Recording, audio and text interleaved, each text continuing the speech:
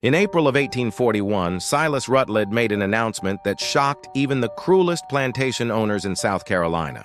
He was placing his daughter Catherine, a 28-year-old woman weighing over 260 pounds, under the complete authority of an enslaved man named Ezekiel Cross. Not as a nurse, not as a companion, but as her owner in every way that mattered except on paper.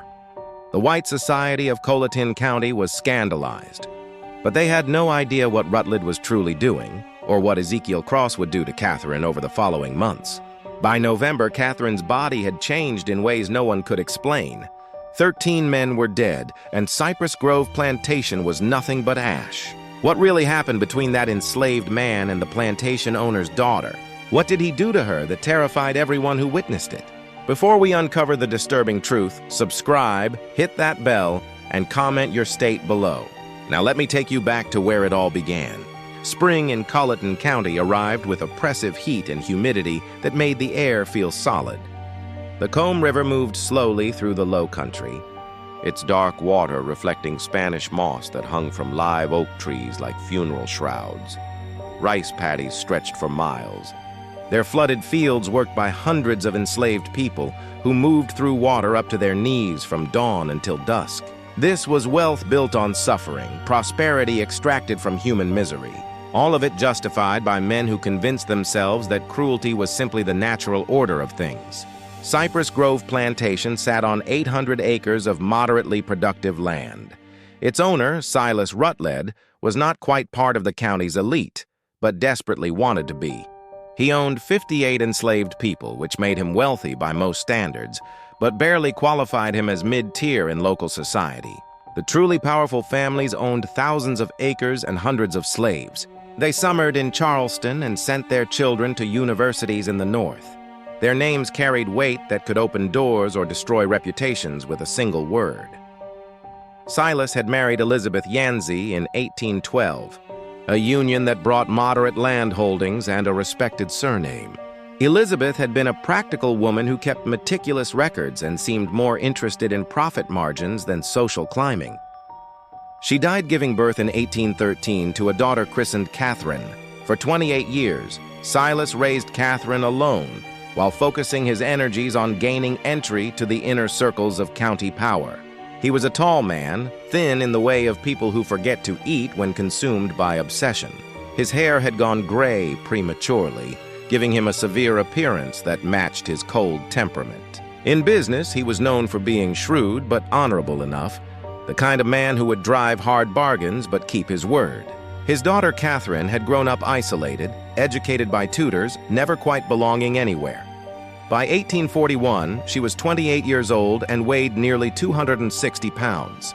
Her body was swollen from years of medications prescribed by doctors who diagnosed her with hysteria and female nervous disorders. She suffered violent fits where she would scream and throw objects. She had attacked her father with a letter opener the previous year, leaving a scar across his left hand. The white society of Plantation County whispered about her with false sympathy. Poor Silas Rutledge, burdened with a mad daughter. What a shame. She had been such a pretty child. None of them knew the truth. None of them knew what Catherine had witnessed when she was 12 years old, or that her madness was not madness at all, but a rational response to living with monsters. The letter arrived on April 7th, delivered by private courier. Silas opened it in his study, expecting business correspondence. Instead, he found 3 pages on expensive paper sealed with red wax, bearing a symbol he recognized immediately. A scythe crossed with wheat stalks, the mark of the Brethren of the Harvest. The Brethren, 13 men who gathered in darkness to perform rituals they believed strengthened the land through blood sacrifice. They mixed old European traditions with beliefs borrowed from enslaved people who understood spirits and power. They believed the strong were meant to consume the weak, literally when necessary. Silas had been initiated in 1822. He had attended perhaps 40 gatherings over 19 years, participating in rituals that ranged from disturbing to monstrous. The letter informed him he was in debt. $12,000 borrowed over years of gambling losses and failed investments, an impossible sum. Repayment would require selling most of his land and all his slaves, destroying everything he had built. But the letter offered an alternative. a demonstration of commitment from members in difficult positions. Silas would take his daughter Catherine and place her under the complete authority of one of his enslaved men. Not temporarily, not as punishment, but as a genuine transfer of responsibility lasting 1 full year. The enslaved man would have total control over her person, her daily activities, her treatment. Silas would announce this publicly at a gathering of the county's prominent families, explaining it as an extreme medical measure for his daughter's condition. The humiliation would be absolute. In a society where white women were supposedly precious and protected above all others, Silas would be declaring his daughter worth less than his property. But if he agreed, his debt would be forgiven, and the brethren would provide financial support to restore his position. Silas sat in his study for hours that night. He thought about his options. Bankruptcy would destroy him completely. The brethren had connections to every judge, every lawyer, every politician in the region. They could make him disappear if he became a problem. Or he could sacrifice his daughter's dignity to maintain his own position, the choice society had trained him to make. Property over people, power over morality. He wrote his acceptance by candlelight and sent it before dawn. 3 days later, another letter arrived with a name and brief history. Ezekiel Cross, age 33, purchased recently through an intermediary from a Virginia plantation. Skills included carpentry and herbal medicine. Temperament listed as quiet and obedient. What the letter did not say was that Ezekiel Cross had been selected specifically for this purpose, that his placement at Cypress Grove was no accident, that he carried his own burning need for justice and the patience to wait for exactly the right moment. Ezekiel arrived on April 13th in a wagon driven by a slave trader named Henderson. The wagon pulled directly to the main house, unusual since most slave transactions happen near the barns. Silas came out onto the porch, shading his eyes against the morning sun. In the wagon bed sat Ezekiel. The first thing Silas noticed was his eyes. Most enslaved people kept their gaze down as a survival mechanism, but Ezekiel looked directly at Silas, his expression calm and assessing. It made Silas deeply uncomfortable. Ezekiel was tall, perhaps 6'2", with broad shoulders and lean muscle from a lifetime of hard labor. His skin was unmarked by whipping scars. His clothes were simple but clean. His hands were large and calloused, but his fingers had a precision that suggested skilled work rather than just brute force. Henderson climbed down and handed papers to Silas. Ezekiel Cross, as requested. Previous owner said he was quiet but capable. Your associates want you to know this one was carefully selected. Silas barely glanced at the papers. He addressed Ezekiel directly. You understand why you are here? Yes, sir. Ezekiel's voice was deep and measured with a slight Virginia accent. My daughter is unwell. You will be responsible for her care. Doctors have failed. You claim knowledge of herbal treatments. My grandmother was a healer, sir. She taught me before I was sold. The transaction completed quickly. Ezekiel was shown to a small cabin near the main house, separate from other slave quarters. He was given basic supplies and told his duties would begin the next day. He was informed that his sole responsibility was Catherine's care and that failure would have severe consequences. Ezekiel nodded and said, "Yes, sir," when required. Then he was left alone. For the first time since arriving, he allowed his expression to change. His jaw unclenched slightly, his shoulders relaxed. He sat on the bed and pulled from inside his shirt a small cloth bundle. He unwrapped it carefully, revealing a piece of worn paper with 3 names written in a child's uncertain handwriting. Sarah, Benjamin, Ruth, his wife, his son, his daughter, sold away from him 3 years ago to a plantation in Alabama known for working slaves to death. He had learned they all died within 18 months. Sarah from untreated fever, Benjamin from an injury that turned septic, and Ruth from simply giving up. A 6-year-old child who stopped eating because she could not understand why her family had been torn apart, and Silas Rutledge had been the one to sell them. Not because he needed money, not because they had done anything wrong, but because he had been demonstrating to the brethren that he could make hard decisions without sentimentality. He had split a family like kindling for burning. Ezekiel had spent 2 years working his way south, deliberately getting sold from plantation to plantation, always gathering information. He learned about the brethren through whispers. He learned about their rituals and members. He learned they considered themselves above any consequence. When the opportunity came to be sold to Rutledge specifically, Ezekiel knew this was his chance. He would have access to Rutledge's house, to his secrets, to his vulnerabilities. And sometimes justice came not from courts or laws, but from patience and planning, and being willing to become exactly as monstrous as necessary. He folded the paper with the 3 names and tucked it away. Then he lay back and stared at the ceiling and began planning what came next. His first day began on April 14th. A house slave named Judith, middle-aged with graying hair, brought him to Catherine's room on the 2nd floor. She knocked reluctantly. "Miss Catherine, your father has brought someone to help with your treatments." A crash from inside, something heavy hitting the wall. Then Catherine's voice, slurred but venomous. "I do not want more treatments. Send him away." Judith looked at Ezekiel with sympathy. "She has bad days. This is one." Ezekiel opened the door and stepped inside, closing it before Judith could follow. The room was large but dark, heavy curtains drawn. The air was stale, smelling of unwashed bedding and something else, the sweet rot smell of mercury. Books scattered across the floor, a shattered picture against the wall, clothes everywhere. Catherine sat in a chair by the cold fireplace, wrapped in a stained dressing gown. Her dark hair hung loose and tangled. Her face was puffy, eyes unfocused. Her hands trembled continuously on the chair arms.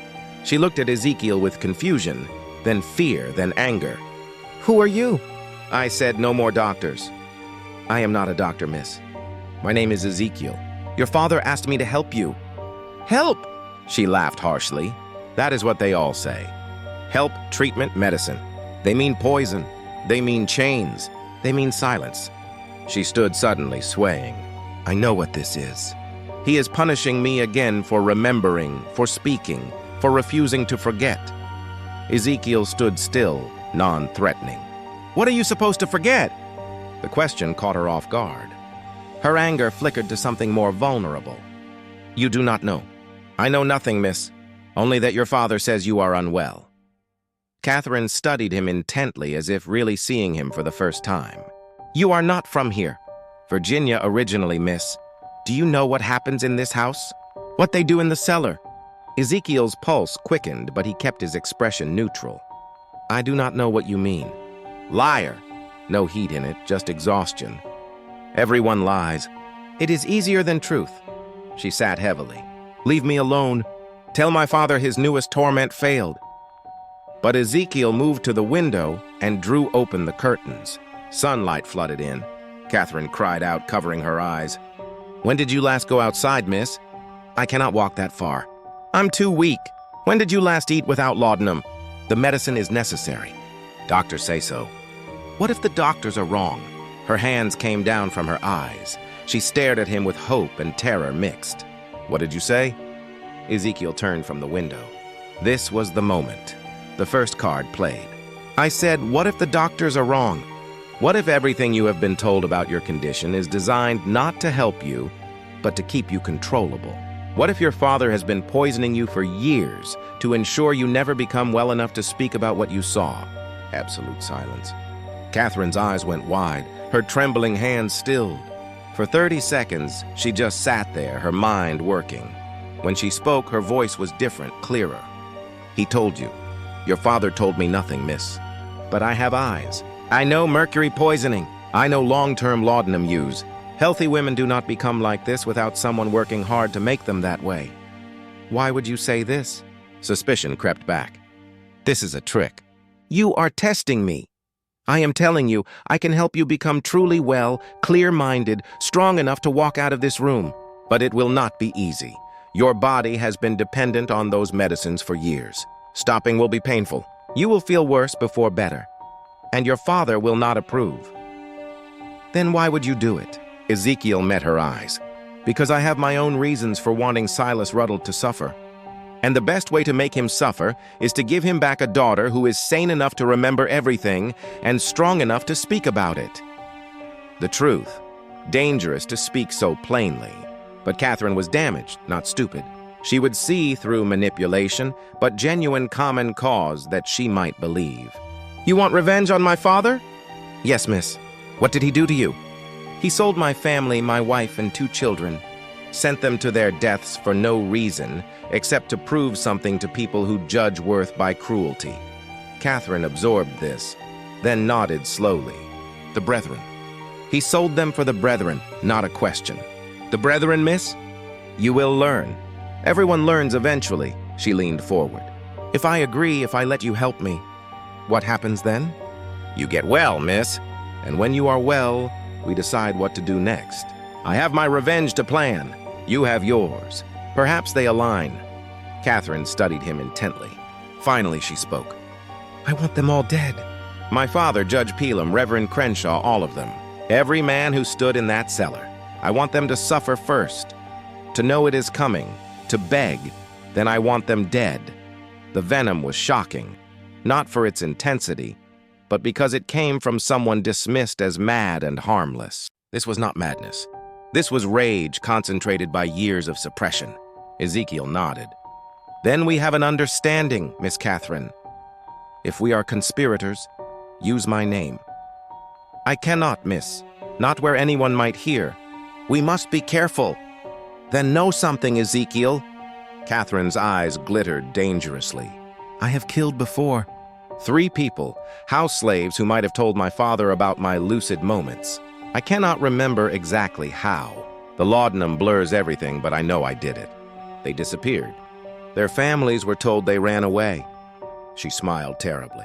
So if you plan to betray me, to use me, then dispose of me, know that I am not a victim. I am something worse. Ice ran down Ezekiel's spine. He had expected an ally, not someone whose capacity for violence might exceed his own, but he kept steady. I believe you, miss, and I will not betray you. Good. Catherine stood more steadily. Then let us begin. But I have one condition. When this is over, when we have had our revenge, I want to die. I do not want to live with what I have seen and done. You will help me with that too. Agreed. Ezekiel had not expected that, but he was committed now. Agreed. Then we have a deal. Catherine extended her hand. After hesitation, Ezekiel shook it. Her grip was stronger than expected. Over the following week, Ezekiel began Catherine's treatment. He gradually reduced her laudanum, replacing some with herbal tinctures, valerian root for anxiety and sleep, chamomile for digestive distress, milk thistle to help her liver process accumulated toxins.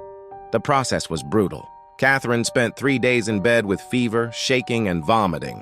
Ezekiel stayed with her through it, holding a basin while she was sick, wiping her face with cool cloths, speaking quietly just to remind her she was not alone. When the worst passed, she was weak but clearer than she had been in years. The constant tremor decreased. Her speech was less slurred. She could focus on reading. Then real work began. Ezekiel had her walking short distances at first, from her room to the hallway end and back. It exhausted her, but he insisted every day a little further. He adjusted her diet, bringing lean meats and vegetables instead of heavy pastries. He limited portions strictly, though she fought him. Years of using food as comfort made restriction difficult. While working on her physical recovery, they talked. Catherine told him about the cellar, about what she saw at 12. She described it in detail that made Ezekiel's stomach turn. But he listened without interruption. She told him about years of gaslighting that followed, her father convincing everyone, including herself, that she was mad, that she invented memories, that nothing she said could be trusted. She told him about the journal she kept hidden, pages documenting dates and times when her father left late at night, names of visitors at strange hours, sounds from below that should not be possible. Ezekiel told her about his family, about Sarah who sang while working and taught their children to read despite the danger, about Benjamin who at 8 could do mathematics that amazed overseers, about Ruth who loved flowers and picked wild blooms to make their cabin beautiful. He told her how Silas came to the Virginia plantation with a buyer's warrant, how he inspected them like livestock, how he agreed to purchase all 3 for a reasonable price, then changed terms at the last moment, saying he only needed the woman and children, not Ezekiel, how he deliberately split the family for no practical reason, but simply because he could. He smiled when he did it, Ezekiel said quietly. That is what I remember most. My son crying, holding my leg, begging, my wife trying to be strong, telling Benjamin to be brave, and your father smiled like it pleased him to cause that pain. Catherine listened with newly clear eyes. I am sorry. I know sorry is just a word, but I am sorry you suffered because of what my father is. You are not responsible for what he does, miss. No, but I am responsible for what I do next. And I promise you, Ezekiel, he will pay for what he took from you. They will all pay. The formal announcement was scheduled for April 29th. 41 people gathered in the Cypress Grove dining room for what invitations described as an important family announcement. The county's elite arrived in carriages.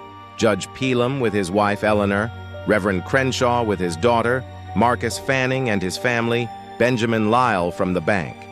The meal was elaborate. Oysters, roasted duck, multiple rice dishes, sweet potatoes, fresh bread, a towering cake for dessert. Through it all, Catherine sat at her father's right hand, eating sparingly, speaking when spoken to, but volunteering nothing. Ezekiel served alongside other house slaves, moving quietly, refilling glasses, clearing plates. He was invisible to most guests, but he listened to every word, watched every interaction, filed away information. After dessert, Silas stood and tapped his glass. My friends, thank you for joining us. As you know, Catherine has been unwell for years.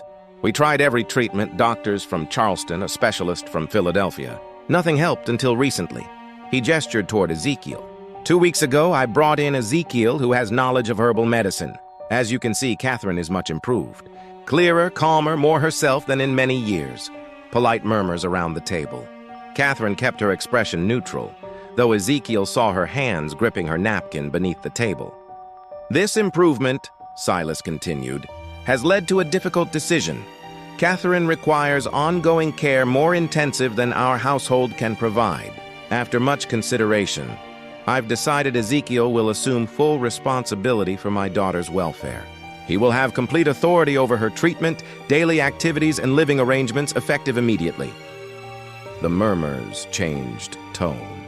Confusion now. Several guests exchanged glances. Mrs. Pelham's face registered shock. Marcus Fanning spoke up. Silas, I do not understand. You are placing your daughter under a slave's care permanently? I am placing her with someone who succeeded where others failed. My daughter's health is more important than social convention. But surely, Reverend Crenshaw interjected carefully, there are other options. A companion, a nurse, someone more appropriate. Silas's expression hardened. I have made my decision. Catherine agrees. Do you not, daughter? All eyes turned to Catherine. This was the moment she could refuse, could expose everything, could bring it all crashing down. Instead, she smiled. Small, controlled, revealing nothing. I trust my father's judgment. Ezekiel has been kind, and his treatments help. I am content with this arrangement. Perfectly delivered. But Ezekiel saw what others did not. Saw her knuckles white on that napkin. Saw the flash in her eyes promising violence. She was playing the required role, the obedient daughter. But inside, she was screaming. The evening passed in awkward conversation. Some guests left early. Others stayed to speak with Silas privately, asking questions they did not want public. Ezekiel caught fragments. Are you certain this is wise? What will people say? The brethren will not approve of this becoming public. That last from Judge Pelham, spoken low near the study. Silas's response was too quiet to hear, but whatever he said made Pelham nod and clap his shoulder. By midnight, all guests had departed. Catherine retired to her room. Silas went to his study. Ezekiel helped with cleanup, then made his way upstairs. He knocked softly on Catherine's door. Come in. She sat by the window, still in her dinner dress, looking out at dark grounds. She did not turn. It is done then. I am officially your responsibility, property of property. How absurd. How are you feeling, miss? I want to burn this house down with everyone in it. But we must be patient. Is that not what you tell me? Yes, miss. I agreed because I want them to feel secure. I want them to think this is just my father's eccentricity. I want them to forget about me while we work. She turned to look at him. Did you see their faces? The disgust, the pity. They think I am pathetic. They have no idea what we are planning. And what exactly are we planning, miss? Catherine moved to her dresser and pulled out a wooden box. Inside were papers covered in her handwriting. I have been documenting everything I remember for years. Dates, names, ritual descriptions coded so it looks like nonsense if found. But I can decode it. We have enough to destroy 20 men. And will anyone believe us, miss? A woman recently recovered from madness and an enslaved man? No. Which is why we need proof they cannot dismiss. Real physical evidence. She pulled out one specific page. I know where they keep their records. The Brethren maintains a ledger of all activities, every ritual, every sacrifice, every member's participation. It ensures everyone is equally guilty. My father mentioned it years ago before he realized I would remember. Where is this ledger? In the cellar. There is a hidden room beyond the main chamber. I never saw inside, but I heard them talk about it. That is where they keep everything they cannot afford to lose. Ezekiel felt excitement mixed with dread. Such a ledger would be devastating evidence, but getting it meant going into the heart of the Brethren's domain. We would need to access it when the house is quiet. My father travels to Charleston monthly for business. The next trip is May 14th. He will be gone 3 days. That gives us 2 weeks to prepare. We need the cellar layout, every room, every hiding place. I can help. I've been thinking about this for 16 years. I know exactly what needs to happen. They spent an hour going over details, speaking in whispers. Catherine sketched the cellar layout from memory. Ezekiel asked about guards, keys, slave schedules. When he left her room, it was nearly 2 in the morning. He made his way to his small room, mind racing. He was fully committed now to conspiracy with a woman who was brilliant and damaged and frightening. He pulled out the paper with his family's names and looked at it by candlelight. I am doing this for you, for Sarah, for Benjamin, for Ruth, for every person who suffered because men like Silas Rutledge believe power gives them the right to destroy lives. He blew out the candle and lay in darkness, listening to the house settle. Somewhere below, in a cellar he had never seen, were secrets that could tear apart South Carolina's most powerful families. In 2 weeks, he would go down there to find them. The 2 weeks passed with deceptive calm. Catherine continued improving. Her weight dropped. Her mind stayed sharp. She walked further each day. More importantly, she was translating sections of her coded journals for Ezekiel, filling in details about the Brethren that made his blood run cold. The Brethren was not unique to Colleton County. It was part of a larger network across the South. Connected societies in Charleston, Savannah, New Orleans, Richmond. Different names, but always the same structure. Wealthy men who believed their power derived from ancient practices of dominance and sacrifice. They believed they continued traditions going back thousands of years, Catherine explained one afternoon. European mystery cults mixed with things learned from enslaved people. They twisted it into something monstrous. Justification for things that have no justification. And the sacrifices? Not always human. Sometimes animals, but other times they take people who will not be missed. Slaves with no family, poor whites who wander onto their properties. Once I heard my father mention a child, but I do not know if that was literal. Where do bodies go? Swamps on every plantation. Bodies go in and are never found. Alligators do the rest. And this ledger documents all of it? Every ritual for 40 years. Names, dates, descriptions. They keep it because they need mutual complicity. Everyone equally guilty so no one can expose the others without destroying themselves. May 14th arrived. Silas left for Charleston early morning, taking his carriage and manservant. He would stay with associates, attend to business, expected back evening of May 16th. That gave them almost 3 full days. They waited until nightfall before moving. The house settled into evening routine. By 10, the main house was silent. They met in Catherine's room. She had changed into simple dark clothes, allowing freedom of movement, hair pulled back tightly. She looked like someone preparing for battle. Are you certain, miss? I have never been more certain. Let us go. The cellar entrance was in the kitchen behind the pantry. The door looked like wall paneling, but pressed right, it clicked open. revealing narrow stairs descending into darkness. The smell hit immediately. Damp earth and old smoke and something organic and rotten. Catherine noticed his reaction. "You get used to it. I wish I could say you stopped smelling it, but I would be lying." They descended carefully, Ezekiel carrying a shuttered lantern providing minimal light. The stairs were steep and worn, wood creaking. After 20 steps, they reached bottom. The cellar was larger than expected, easily 30 feet square with low ceilings supported by thick beams. Floor was packed earth, walls lined with stones weeping moisture. At center was what Catherine called the altar, though now it looked like just a heavy wooden table. But dark stains on its surface and grooves carved in edges told their own story. Around the room were candle holders, clay jars sealed with wax, wooden boxes, a rack holding black robes with crimson trim. Along one wall, shelves containing books and papers. Catherine moved with certainty of someone following a memorized map. She led Ezekiel to the far wall where stones seemed solid, but she pressed one particular stone and something clicked. A section swung inward, revealing another chamber. This room was smaller, 10 ft square, and here the brethren kept its secrets. The ledger sat on a wooden stand in the center. Massive, 2 ft tall and 18 in wide, bound in dark leather with metal clasps. Next to it were smaller journals. Around the walls were shelves containing jars Ezekiel refused to examine too closely. "There," Catherine whispered, pointing. "That is what we need."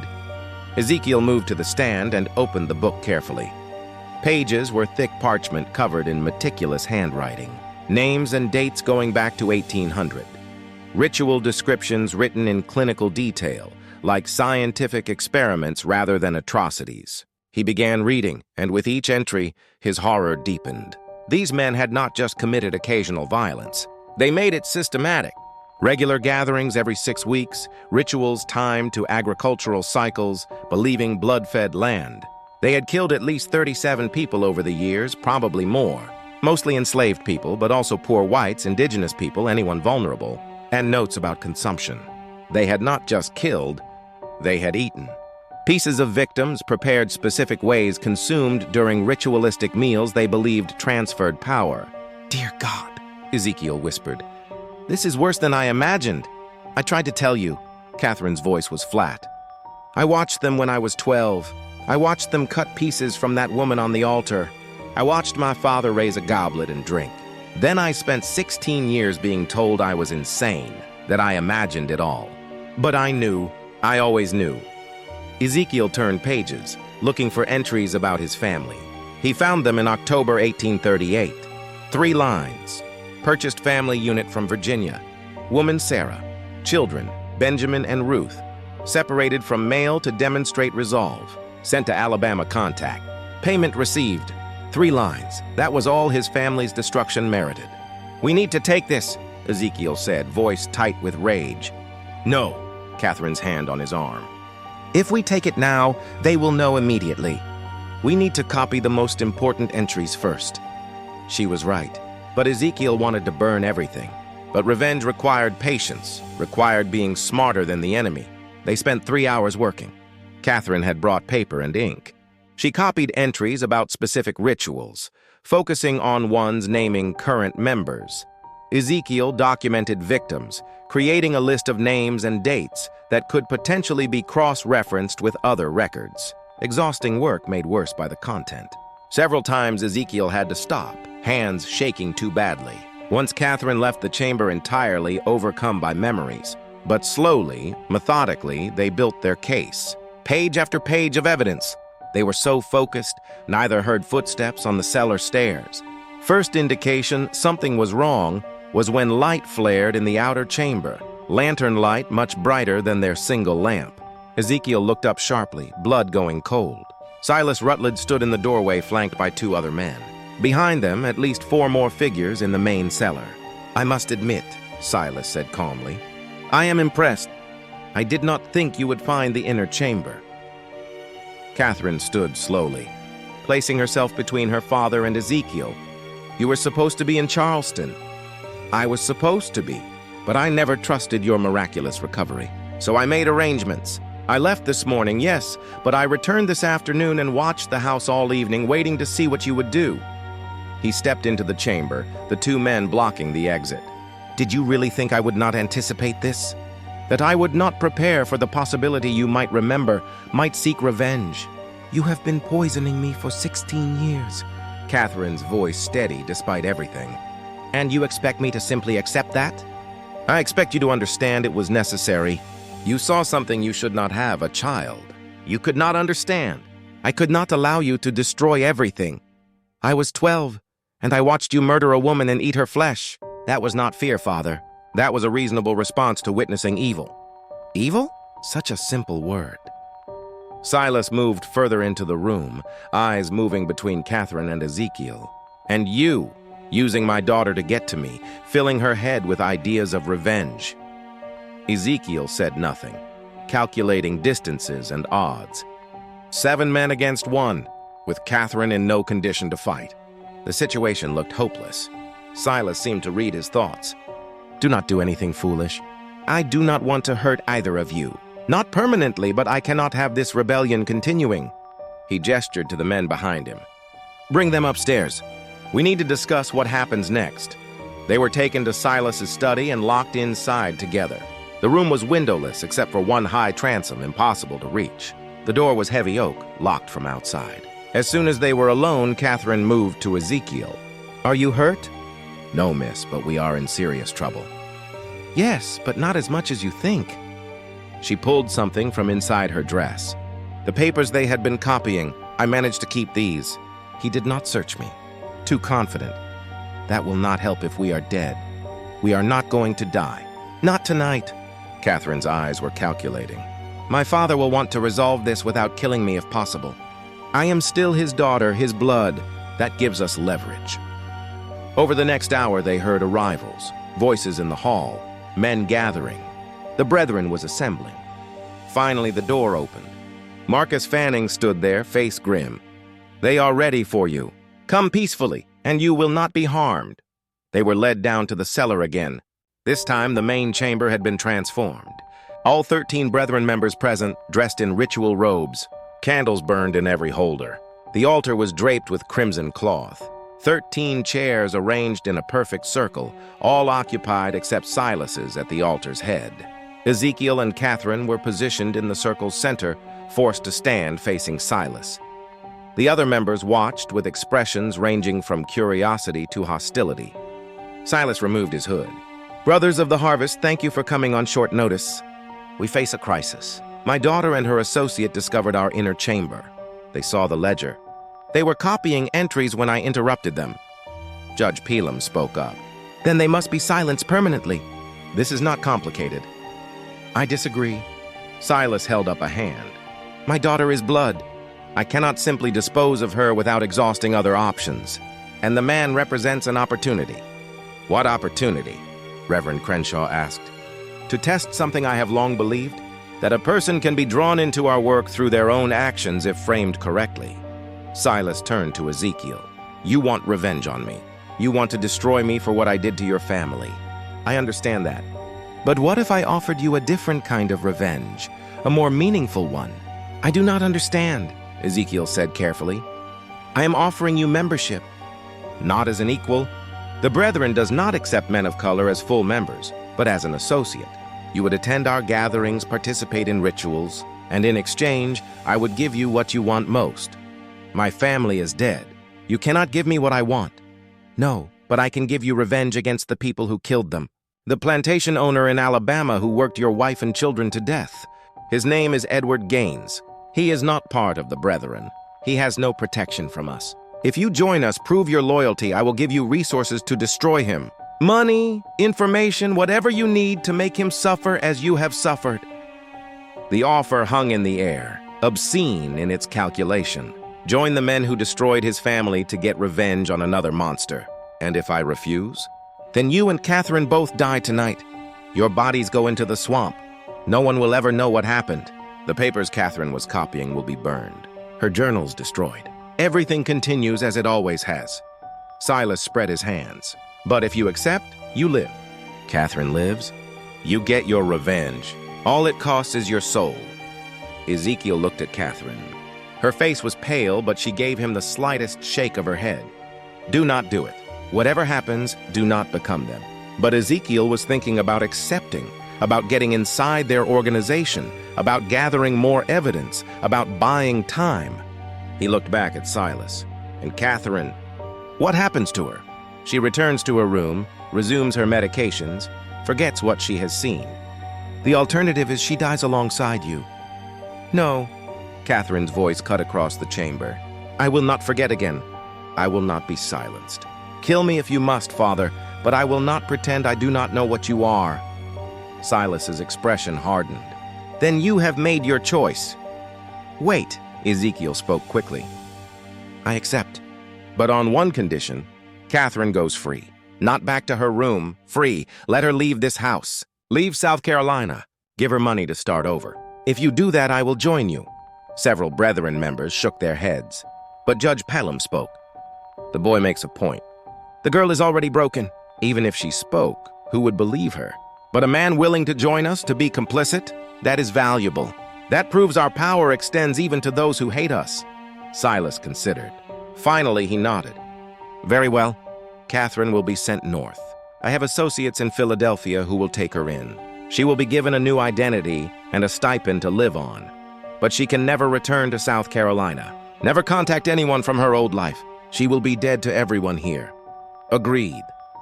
Catherine stared at Ezekiel. No, I will not leave you to... Agreed, Ezekiel interrupted. She goes free. I join you. Then we have a bargain. Silas turned to the others. Catherine leaves tomorrow.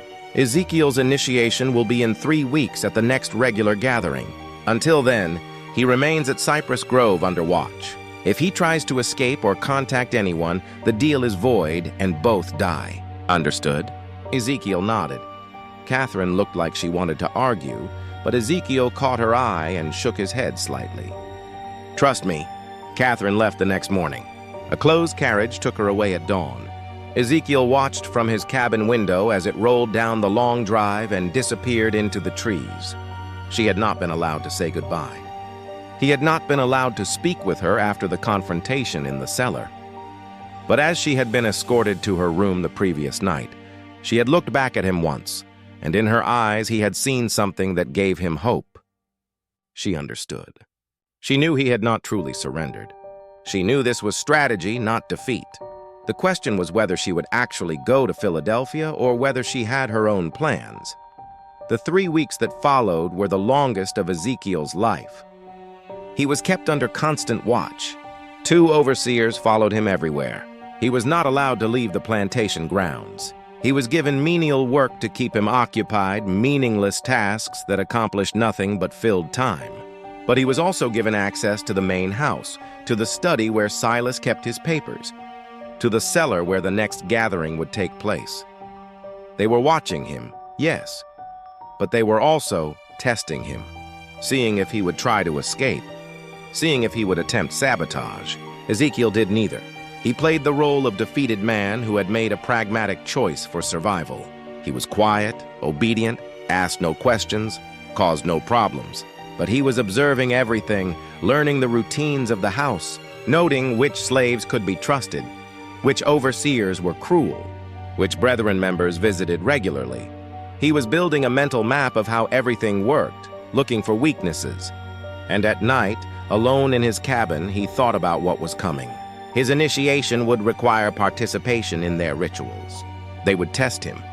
They would want to make him complicit in something horrible, so he could never expose them without destroying himself. He thought about how far he was willing to go, what lines he would not cross, even for revenge, whether there was any act so terrible that justice did not justify it. He did not have good answers to those questions. On June 2nd, the night before his initiation, Silas came to his cabin. It was late, after midnight. Ezekiel woke to knocking and opened the door to find his owner standing there alone. May I come in? Ezekiel stepped aside. Silas entered and looked around the sparse room. Finally, he spoke. Tomorrow you will become one of us.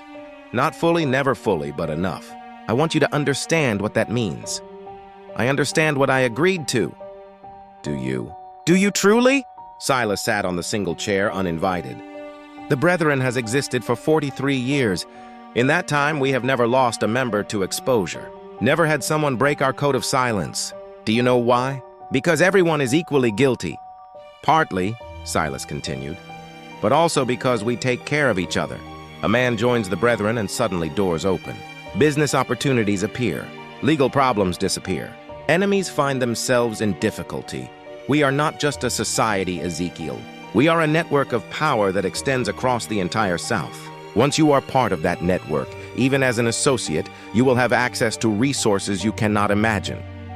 And in exchange, I help you murder people. Silas did not flinch. In exchange, you help us maintain the natural order, the strong over the weak, the powerful over the powerless. That is how the world has always worked. We simply acknowledge it and use it to our advantage. You killed my family to demonstrate your commitment to that order. I did, and I would do it again because sentiment is weakness. Love is weakness. The moment you allow yourself to care more about individuals than about power, you have already lost. Silas leaned forward. But here is what I want you to understand. Your family is dead. Nothing you do will change that. But you can ensure their deaths meant something. You can use the power the Brethren offers to prevent other families from suffering the same fate. You can work from inside our organization to make changes, to push for less brutal treatment of slaves, to advocate for better conditions. You will have a voice at our table that is worth something. It was almost convincing, almost. The idea that Ezekiel could become some kind of reformer from within, using his position to help others. But he knew it was a trap, a rationalization. The moment he participated in their rituals, he would be compromised.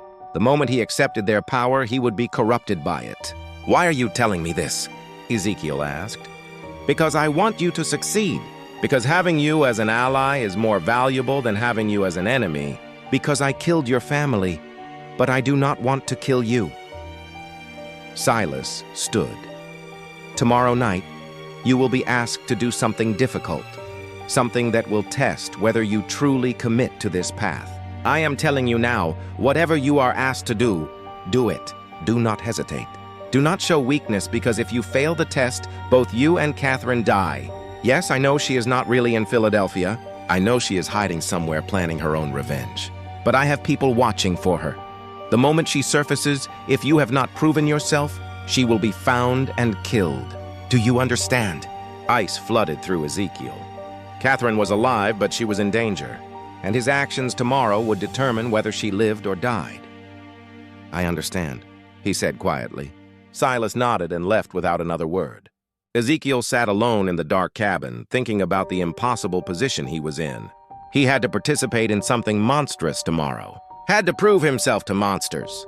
Had to become complicit in evil, or he had to find another way. A third option that neither Silas nor the Brethren anticipated.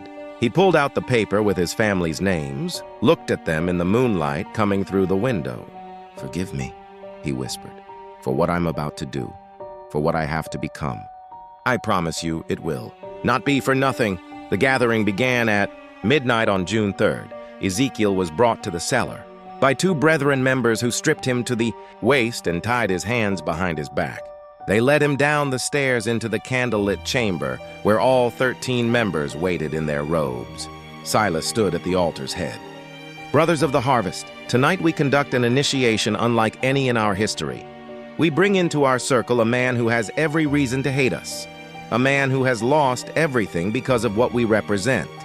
We do this to prove that our power extends even to our enemies, that anyone can be brought into the fold if the price is right. He gestured, and two more Brethren members brought forward a figure bound and gagged, struggling weakly. They placed the person on the altar and stepped back. It was a young woman, enslaved, maybe 18 or 19 years old, terrified. This is your test, Ezekiel, Silas said. To join us, you must participate in our ritual. You must take the knife and make the first cut. You must prove that your desire for revenge against Gaines is stronger than your moral objections to our methods. If you refuse, you die here tonight. If you accept, you become one of us, and we help you destroy the man who killed your family. The other Brethren members began chanting, low rhythmic sounds in a language Ezekiel did not recognize. The candles flickered. Shadows danced on the walls. Silas held out a knife. Long blade, wickedly sharp, handle wrapped in leather. "Take it. Make the choice." Ezekiel looked at the woman on the altar. She was crying, trying to scream through the gag. Her eyes found his. And in them, he saw every enslaved person who had ever suffered at the hands of people like the brethren. He saw Sarah, Benjamin, Ruth. He saw himself. He looked at the knife, at Silas, at the 13 men watching to see what he would do. This was the moment, the point where he would either become a monster or die resisting. But there was a third option, one he had been planning for 3 weeks, one that required perfect timing and absolute commitment. He took the knife. The brethren members nodded approvingly. Silas smiled.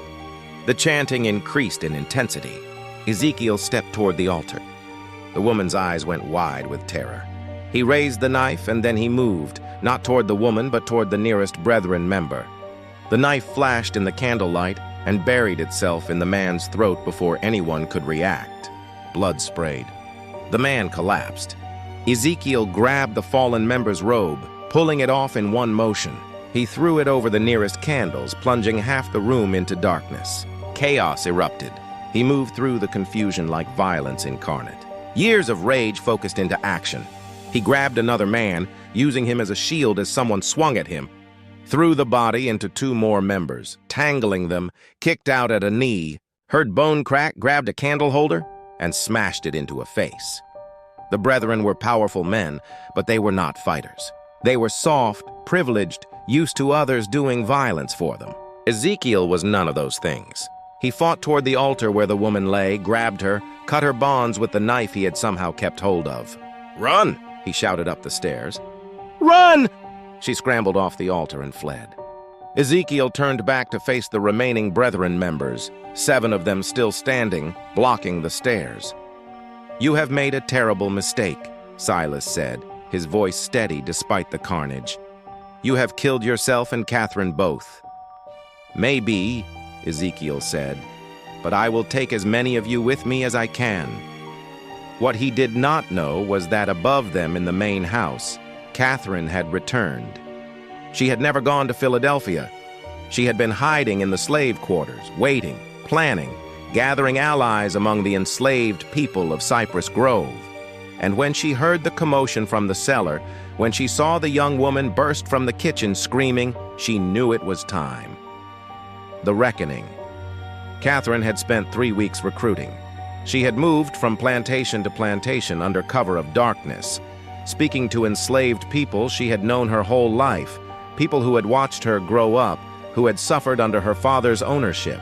She told them about the brethren, about the cellar, about the rituals, and she told them that tonight was the night they could end it. 23 people came, men and women who had nothing left to lose, who had lost children to the brethrens. Rituals. Who had watched friends disappear into the swamps, who had endured decades of brutality from men who believed themselves untouchable. They came armed with tools from the fields, axes, scythes, hammers.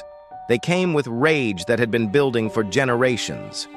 When the young woman burst from the cellar, Catherine led them down. The brethren members, still trying to subdue Ezekiel, did not hear them coming until it was too late. The enslaved people flooded into the cellar like a tide. There was no mercy in what followed, no hesitation. These were people who had been told their entire lives they were property, that their suffering did not matter, that their lives had no value. Now they were proving how wrong those beliefs were. The brethren tried to fight. Judge Pelham pulled a pistol but was struck down before he could fire. Reverend Crenshaw begged for mercy and received none. Marcus Fanning tried to flee up the stairs and was dragged back down. Silas Rutledge, seeing everything collapse around him, tried one last desperate play. He grabbed Catherine, pulling her to him with a knife at her throat. "Stop! Stop or I kill her!" The room went still. Catherine looked at her father with no fear in her eyes. "Do it! Kill me, it changes nothing. You have already lost. I can still escape. You can still nothing!" Catherine's voice was cold. "You spent 16 years trying to break me, trying to make me forget, trying to convince me I was mad. But you failed. I remembered everything. And I am going to watch you die. She drove her elbow back into his ribs with sudden vicious force. His grip loosened. She spun away, and before Silas could recover, Ezekiel was there. They faced each other, the enslaved man and the plantation owner. All the power Silas had held, all the privilege and cruelty, all the years of believing himself untouchable. None of it mattered now. You took everything from me, Ezekiel said quietly. My wife, my children, my life. You did it for no reason except that you could, to prove something to men who valued cruelty over humanity. Please, Silas said. Just that one word, pathetic and desperate. Did my wife say please? Did my son? Did any of the people you killed in this cellar? Ezekiel shook his head. No mercy. Not for you. Not ever. What happened next was brutal and final. The enslaved people made sure none of the brethren survived. 13 men who had believed themselves above consequence learned in their final moments that power was an illusion. That cruelty always came home eventually. When it was over, Catherine stood in the center of the cellar, surrounded by bodies. She was shaking, not from fear, but from release. 16 years of rage finally given outlet. Ezekiel came to her. Are you hurt? No, are you? Minor cuts. Nothing serious. He looked around at the carnage. What do we do now? Now? Catherine's smile was grim. Now we burn it all. The cellar, the ledger, the evidence. We destroy every trace of what happened here. But that evidence could prove what they did, could bring justice. Justice. Catherine laughed bitterly. She looked around. This is justice, the only kind we were ever going to get. If we try to take that ledger to authorities, what happens? We are hunted down and killed. The surviving brethren members in other counties come for us. This only ends if everyone believes the Cypress Grove chapter died in an accident. If there is no evidence, no witnesses, no story to tell. She was right, and Ezekiel knew it. Then we burn it. They spent the next 2 hours preparing. The enslaved people who had helped them left before dawn, disappearing back to their various plantations. They would say nothing. They had seen nothing. They knew nothing. That was how survival worked. Catherine and Ezekiel poured oil through the cellar, stacked wood and kindling, placed the bodies in positions that might look like an accident if anyone investigated. Then they took the ledger and all the journals and placed them in the center of the altar. Wait, Ezekiel said. He opened the ledger one last time and found the entries about his family. He carefully tore out those pages and folded them, placing them inside his shirt. For them. So they are not forgotten. Catherine nodded. Then she took a candle and held it to the oil-soaked wood. The fire caught immediately. Within minutes, the cellar was ablaze. They fled up the stairs and out of the house, stood in the yard, watching as flames engulfed Cypress Grove Plantation. People would come. Other plantations would see the smoke. There would be questions, but Catherine and Ezekiel had their story prepared. A terrible accident. A candle knocked over in the cellar. The master and his guests trapped below. So tragic, so terrible. No one would ever know the truth. As the sun rose over the burning ruins, Catherine turned to Ezekiel. What will you do now? Go north. Use the chaos of this fire to disappear. Maybe find others who want to fight, to create a network that can help people escape. He pulled out the paper with his family's names. I cannot bring them back, but I can make sure others do not suffer the same fate. And I will go north as well. Use the money I have been stealing from my father's accounts for years. Start over. She paused. But I will not forget. I will document everything that happened here. I will write it all down so that someday, somehow, someone knows the truth. They sealed the records. They will seal your testimony too if you try to make it public. Then I will hide it. I will code it. I will leave it somewhere to be found decades from now when we are all dead, and it cannot hurt us anymore. She looked at the burning house. The truth has a way of surfacing eventually. Even when people try to bury it, they stayed until the fire burned itself out, until Cypress Grove Plantation was nothing but ash and blackened timbers, until there was nothing left to show that 13 men had gathered there to commit atrocities. Then they walked away in opposite directions. Catherine north toward Charleston and eventually Philadelphia, Ezekiel west toward the frontier, where enslaved people could disappear into communities that asked no questions. They never saw each other again. The official story was exactly as they had planned: a tragic accident. Silas Rutledge and 12 prominent gentlemen meeting at Cypress Grove to discuss business when a fire broke out. All 13 perished in the cellar, overcome by smoke before they could escape. A terrible loss for Colleton County. Funerals with full honors, eulogies praising their contributions to society. Catherine Rutledge was reported to have died in the fire as well, her father's mad daughter trapped in her room, unable to escape, a particularly sad footnote to an already tragic event. No one questioned it. No one looked too closely. The enslaved people who had participated said nothing. They had no reason to speak, and every reason to remain silent. Most were sold within months to different plantations as Cypress Grove was liquidated. They scattered across South Carolina and beyond, carrying their secret with them to their graves. Years passed. The ruins of Cypress Grove were eventually demolished. The land sold, new buildings constructed. Life moved on, as it always does, covering over the past with the present. But whispers persisted. Stories told in slave quarters late at night about the plantation where the masters burned. About the night justice came to men who thought themselves untouchable. About the woman and the man who made it happen. The stories changed with each telling, becoming legend, becoming myth, but the core remained. That cruelty had consequences. That power was not absolute. That sometimes the powerless found their power. In 1863, during the Civil War, Union troops occupied the area where Cypress Grove had stood. They found evidence of old tunnels beneath the property, found bones in the nearby swamp, found markings on trees that suggested ritual sites. But the war moved on, and no one had time to investigate further. In 1971, during demolition work, a journal was found sealed in a wall. It detailed everything: names, dates, rituals, victims. But as Catherine had predicted, it was coded. And before anyone could fully decode it, the journal vanished from county records. Some say it was destroyed. Others say it was taken by descendants of the Brethren families protecting their ancestors' secrets. A few believe it still exists somewhere, waiting to be rediscovered when the time is right. What is known is this: 13 prominent men died in a fire in 1841. Catherine Rutledge disappeared shortly afterward, though no body was ever confirmed found. An enslaved man named Ezekiel Cross was reported sold to a plantation in Alabama, but no record of the transaction exists. And for years afterward, stories circulated among enslaved communities about a network helping people escape, led by a man who had faced the monster and won.